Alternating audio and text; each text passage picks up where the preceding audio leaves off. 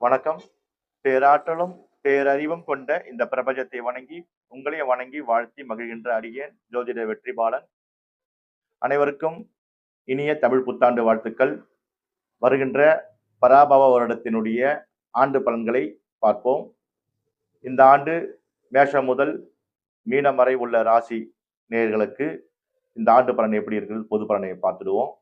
அதுக்கு முன்னாடி கிரகங்களுடைய கோல்சார நிலவரத்தை பற்றி பார்த்துருவோம். வருட பலன் என்றால் முக்கியமாக குரு பகவான், சனி பகவான், ராகு கேது பகவான் இவர்களைத்தான் வருட பிளானட்டு.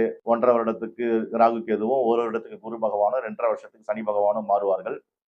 இந்த வருடத்துல சனி பகவான் பெயர்ச்சி கிடையாது. திருக்கணிதப்படியும் சரி, வாக்கியப்படியும் சரி, சனி பகவானுக்கு பெயர்ச்சி கிடையாது.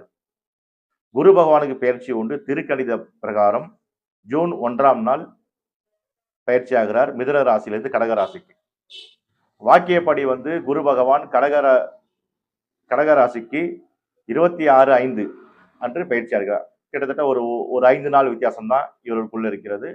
அது வித்தியாசம் ஒன்றும் கிடைக்காது. அதனால குரு பகவான் பயிற்சி வருகின்ற ஜூன் 1 திருக்கணிதம்.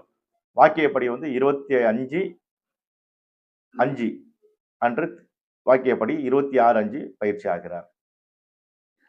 ராகு கேது பார்த்தீங்கன்னா, இப்ப ராகு பகவான் இருக்கிறது கும்பராசியில. இப்ப அவர் மகர ராசிக்கு வர போறாரு. கேது பகவான் இருப்பது சிம்ம ராசியில், அவர் கடக ராசிக்கு போக போறாரு.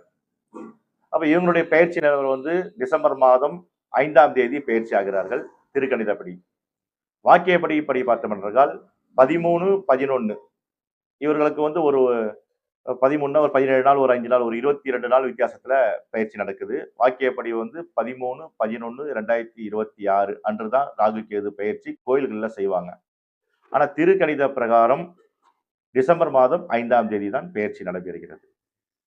சனி பகவானுக்கு வாக்கியப்படியும் சரி, திருக்கணித பயிற்சி இந்த வருடம் கிடையாது. இதுதான் இந்த கோல்சார நிலவரம், இந்த வருட பிளானட்டினுடைய நிலவரம். இதை வைத்துதான் ஒவ்வொரு ராசிக்கும் நம்ம பலாபலன்களை பார்க்க போறோம். அந்த மாதிரி பொது பலாபலன்களை நாம இப்போ பார்த்துடலாம்.